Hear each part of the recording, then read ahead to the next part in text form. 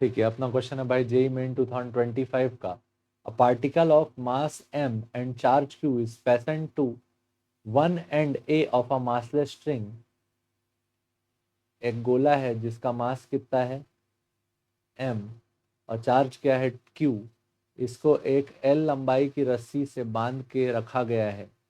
whose other end is fixed at O, जिसका other and कहाँ पे फिक्स्ड है O पे। The whole system is placed on a frictionless horizontal plane and is initially at rest। जो ये system है पूरा एक हॉरिजॉन्टल प्लेन में है, मतलब टेबल में रखा है समझ लो। और ये एंगल इनिशियली कितना है 60 degree.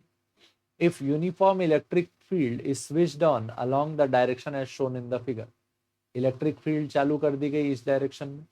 The speed of the particle when it crosses x axis, ये पार्टिकल घूम कैसे आएगा और जब ये एक्स एक्सिस को क्या करेगा पार करेगा, मतलब कि यहाँ कहीं पे होगा, तब बताना है कि इसकी स्पीड कितनी है।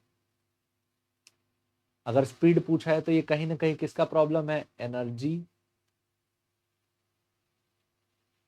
कंजर्वेशन का या तो वर्क एनर्जी थ्योरम का।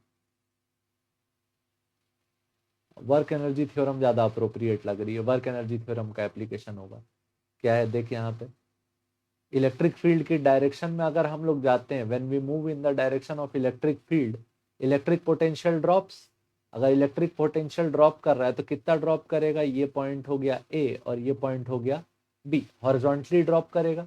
तो ए और बी के बीच का अगर अपन डिस्टेंस पता लगा ले, ए और बी के बीच का डिस्टेंस पता लगा ले, तो हम लोग क्या निकाल सकते हैं, electric potential.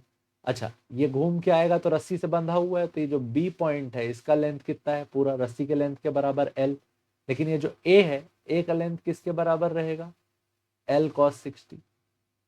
L cos 60, L cos 60 का वैल्यू क्या, एल बाय 2। ठीक, तो एक लेंथ ये हो गया, एक लेंथ ये हो गया, तो distance between A and B कितना आया, एल माइनस एल बाय 2, तो ये आया एल बाय 2। ये आ गया डिस्टेंस, तो डी का वैल्यू हो गया एल बाय 2। और हम लोग जानते हैं वोल्टेज का वैल्यू क्या हो जाता है, E into D. With a minus sign negative drop आया, negative change in voltage, E into D. तो इलेक्ट्रिक फील्ड कितना है ई, और डी का वैल्यू कितना है एल बाय 2। तो कितना वोल्टेज ड्रॉप आया, voltage drop from A to B equal to minus E L by 2। Voltage drop from A to B कितना आया, माइनस ई एल बाय 2। और हम लोग जानते हैं वोल्टेज का डेफिनेशन क्या होता है, work done upon charge moved. तो ये चार्ज को इधर ले गए, तो क्या मिला हमको relation, W equal to Q into voltage drop. तो Q इंटू वोल्टेज ड्रॉप कितना आया, ई एल बाय 2। तो ये आ गया वर्क का value, work done equal to Q E L by 2।